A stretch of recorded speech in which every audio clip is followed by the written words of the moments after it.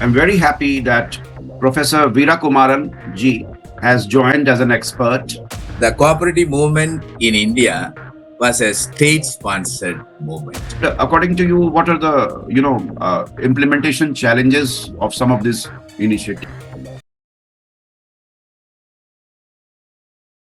First of all, I welcome all of you to the first show of basically the idea behind this COP Talks is to invite experts, academics, top-notch cooperative professionals, MDs of the cooperative organizations all over India and even in the global framework to discuss the issues related to cooperative sector.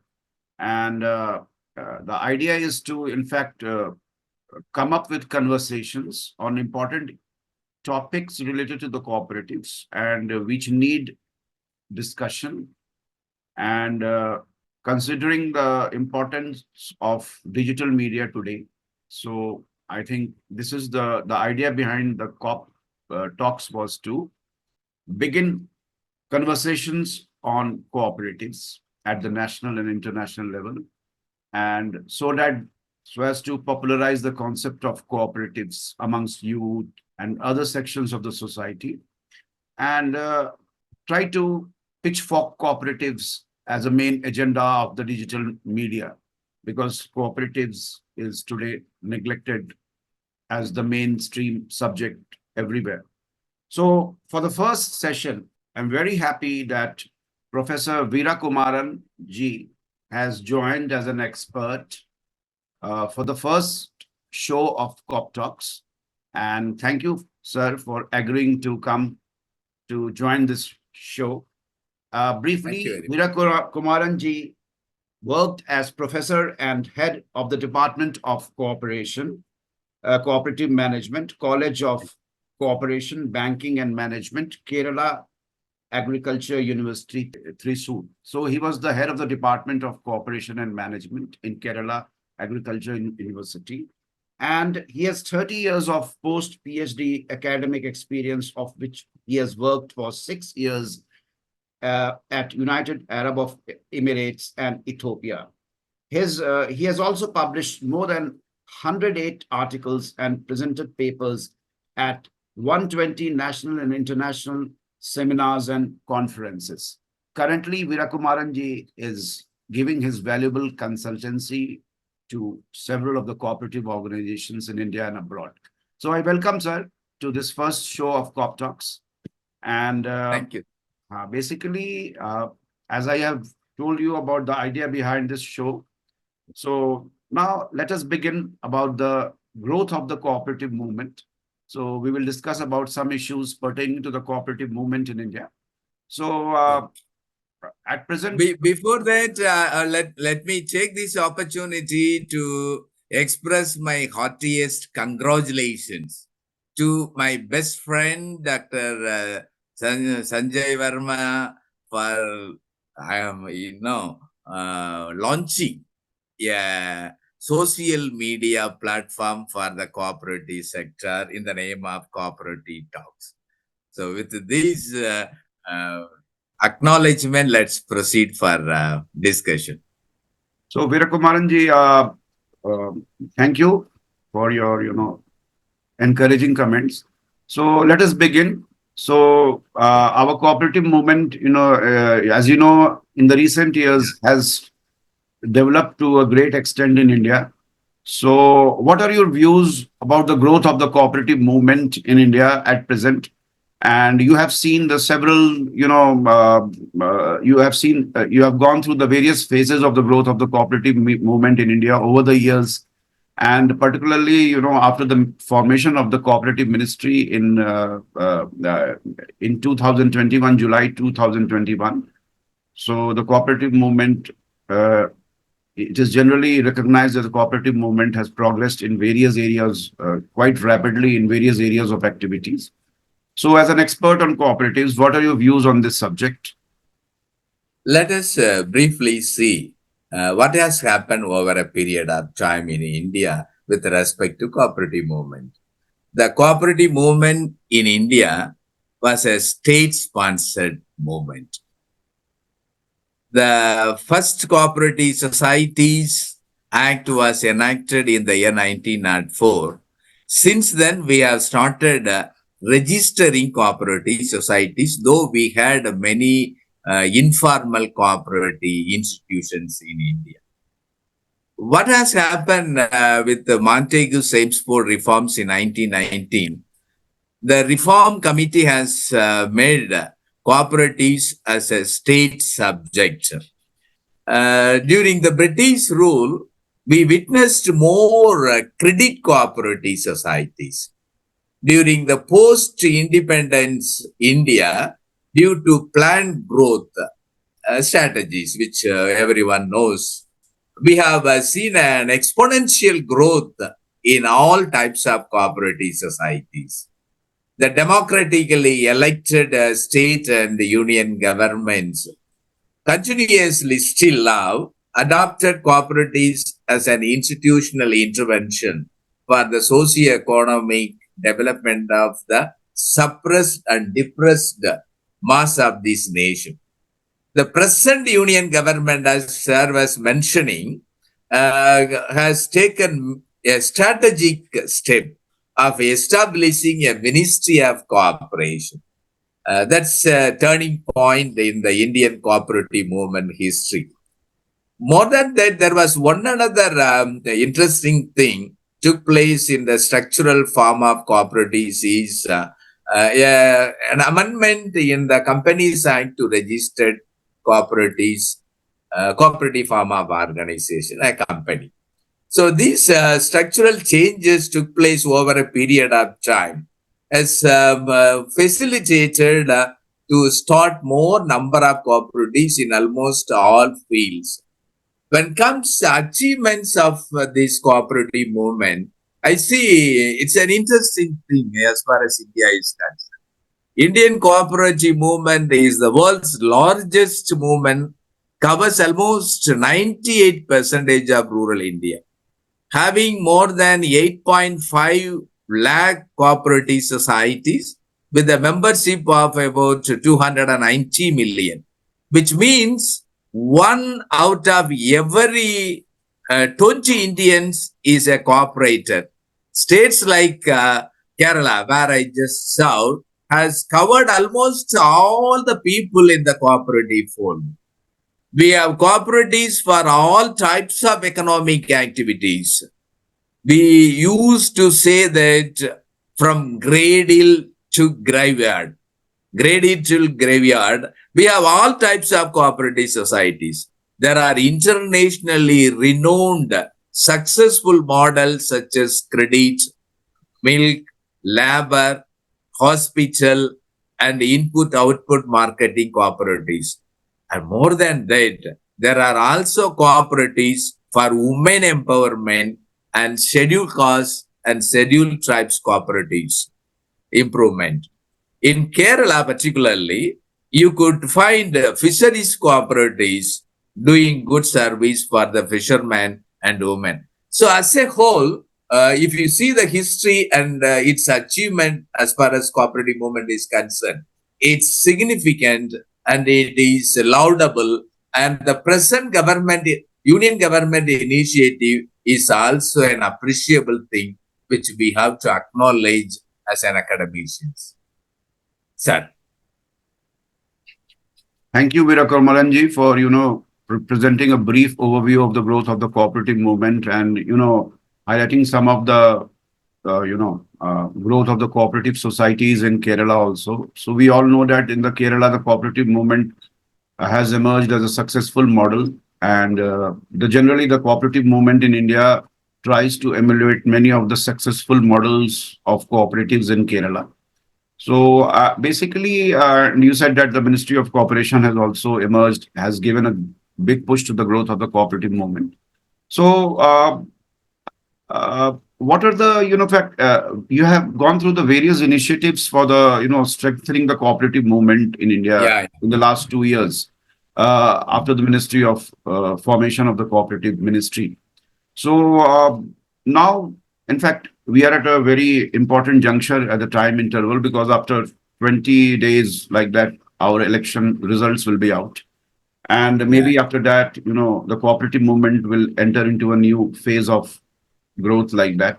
So, but since the last 2 years, amongst the various initiatives of the Ministry of Cooperation, which Yeah. initiatives do you find that they will really provide a great growth to the growth, provide great, push to the growth of the cooperative movement? Which Great. initiatives? And according to you, what are the, implementation challenges of some of these initiatives? And what needs to be done more so that these initiatives are implemented in a best way? Great. Great. See, at the outset, I appreciate the efforts of union government in establishing the ministry as well as coming out with many initiatives.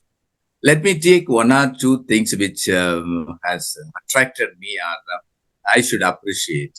With respect to model bylaws, the union government has issued a model bylaw. As an academician served in Kerala, I don't find anything new in it. But, but for the states where they are weak, it will work better. In Kerala, we have got almost all activities mentioned in the model bylaw. All our cooperatives are having such activities. But where we have primary cooperative societies simply operating as a credit cooperatives or credit disbursement agencies, this model bylaw will be an advantage one and it will work better in those states. The second one which I try to mention here is the grain storage program. They say they claim it as an international program, internationally renowned program for grain storage. I also appreciate that we had in any state for that matter we had a storage or a godown for keeping agricultural producers in the PACs. Yeah, now the scheme will certainly facilitate to construct the dilapidated godowns in a better way and to store food grains. That's a good thing which the government has taken initiative. The third one which I appreciate is that the national level cooperatives for exports and seeds and organic farming. It's a good initiative, and particularly, I am very much concerned about the exports. Exports will certainly increase, and so far we were using a NAFED for such purposes. Now we have a separate organization for exporting agricultural food grains or any agricultural producers which could be exported. So that initiative is also good, but we need to be very cautious in this respect. There are other agencies are also taking care of exporting agricultural producers. Here we need to have a confederate approach with other state federations who are doing such services. The fourth point, which I am very much happy with that, we used to say that the cooperatives are not having level playing ground with the companies. But this government has taken initiative to create a level playing ground for cooperatives in two ways. One is by bringing down the surcharge on income tax and as well as minimum alternate tax. Earlier, we were paying much, and now because of this, it is on par with other companies. So that's a very good initiative. The union government needs a special appreciation for that. The other interesting thing as an academician, and you are also maybe interested, establishing a cooperative university. That's a good thing, and it's a good proposal. We should appreciate. But when comes execution, I don't know how. So far, we have not come across any concrete plan of action from the union government. But if it is, I feel that it should be established without affecting any of the existing academic structures. I think it's good to start a new venture rather than just joining with. I don't know how it is going to proceed, but still, we should have a separate institution for university, maybe incorporating or networking with other NCCT or NCUI, where they are taking care of education and training. The other point which attracted me is NCC, strengthening of NCCT. That's a good attempt. But though it's highly, they have competent trainers and they are all on par with university teachers. But I feel that they are paid less. And that's the case with the NCUA also.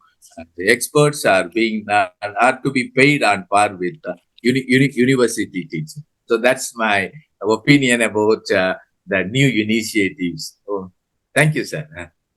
And what about the new national cooperative policy, which we are hoping that, the government will announce, and maybe, within 2, 3 months or 6 months, the cooperative Yeah, policy will be announced. And basically, much work has been done about it, and it is yeah. almost finalized. So I think after the elections, most probably it will be announced. So basically, Announced. as an expert, what do you feel that what should be the you must have gone through the some of the Yeah. newspaper highlights about this policy like that. So according to you, what are you expecting from the new national cooperative policy? Great, sir. It's I have also contributed my opinion to the National Cooperative Policy Committee. What should be and how it should be.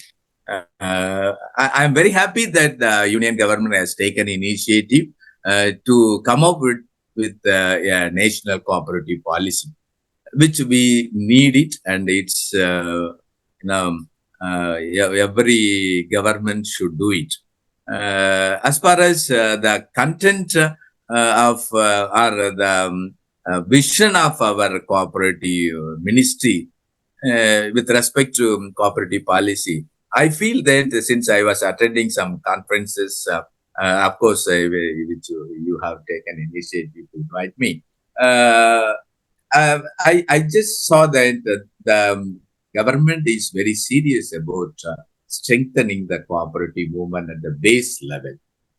More than that, they are very particular about ensuring better price to the farming community.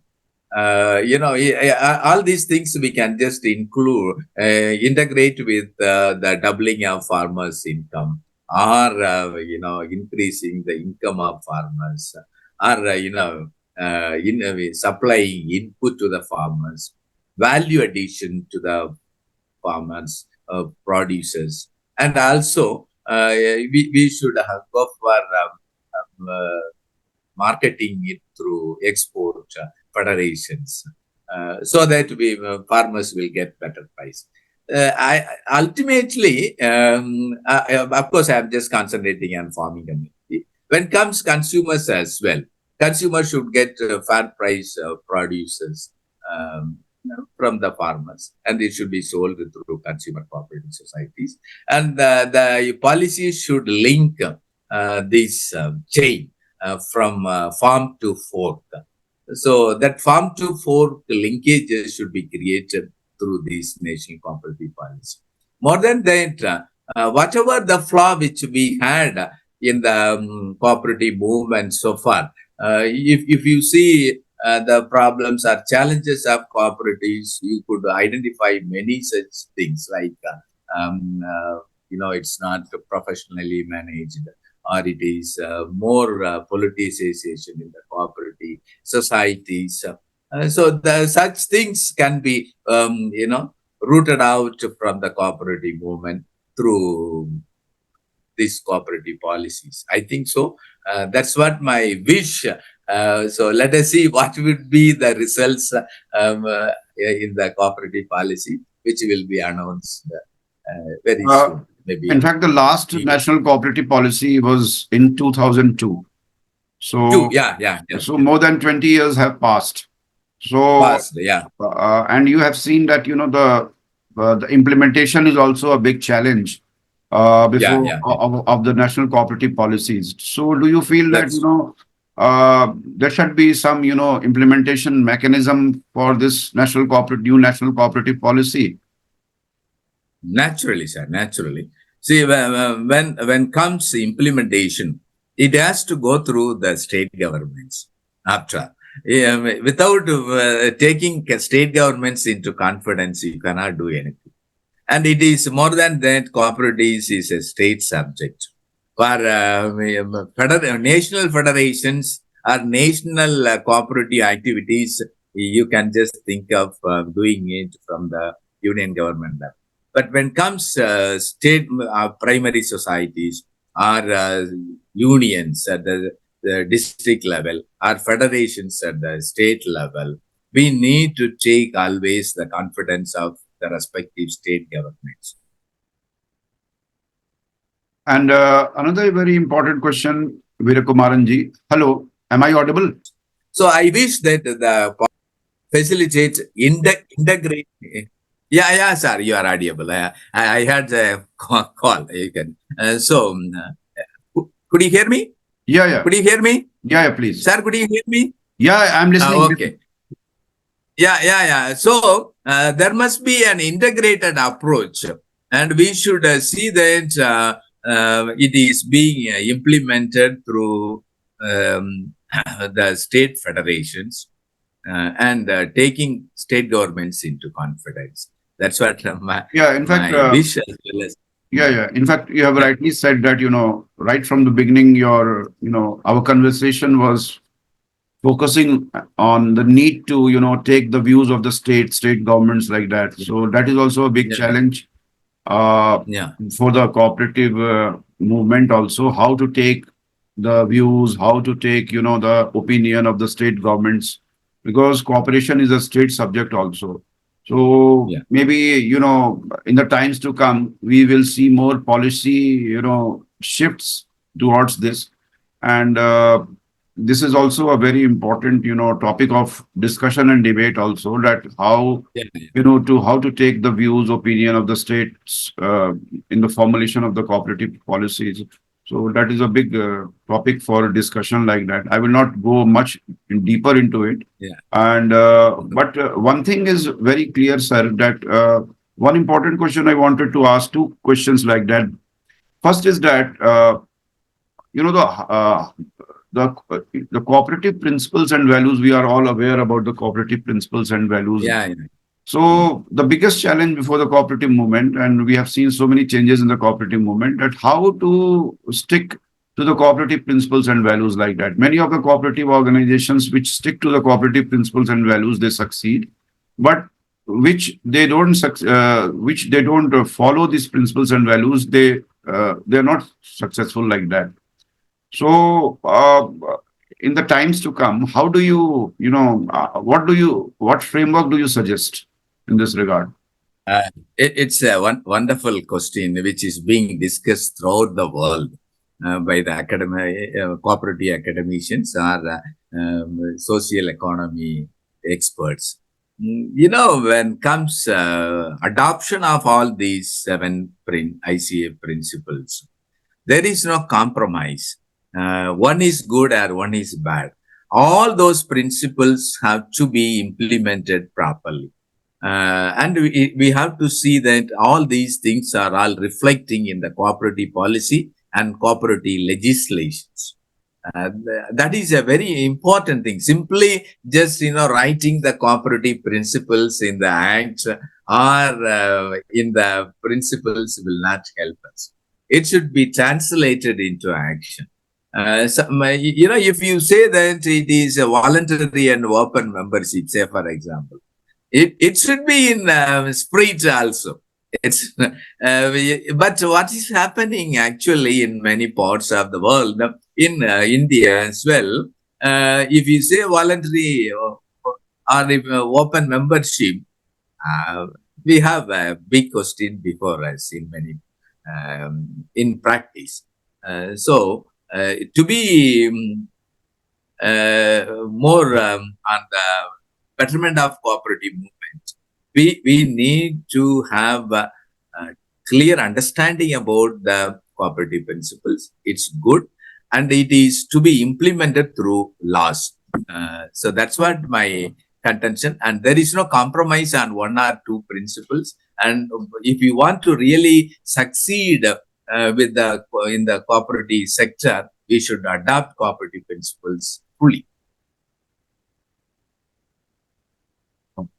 Yeah. That is a big Sir. challenge before the cooperative movement, adoption of the Yeah, cooperative principles and values. And maybe we need to have more brainstorming sessions on this subject. yeah, that's true. Because this subject needs to be discussed from so many angles, adoption of So much. cooperative principles and values. And generally, we shirk from these discussions, but we need to take it in a forward like that. So another important Great. question, Veer Kumaranji, in fact, youth involvement of youth and youth participation is very important in the cooperative movement. And we know that despite the growth of the cooperative movement, despite its diversification in so many areas of activities and programs, youth involvement, youth participation is very, very less. And so, what steps do you suggest that how youth, should take lead in the cooperative movement? Uh, how awareness about this cooperative concept needs to be more popularized amongst youth, because till date That I think we don't have any we don't have made much progress on this field, in this area like that. And that is why the cooperatives, many of the in the programs, awareness programs, we have seen that the children, they are not aware about the cooperative. They are more aware about the that public and the private sector, and other also, the career options in the cooperatives, they are also not aware about it. So it's a right. big, despite so much growth of the cooperative movement, formation of the ministry.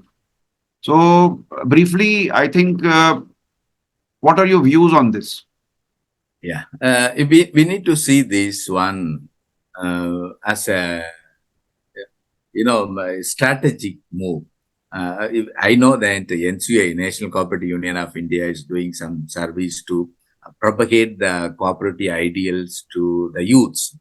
Your people used to come to our universities, and they used to talk to the youths about the advantages of cooperatives.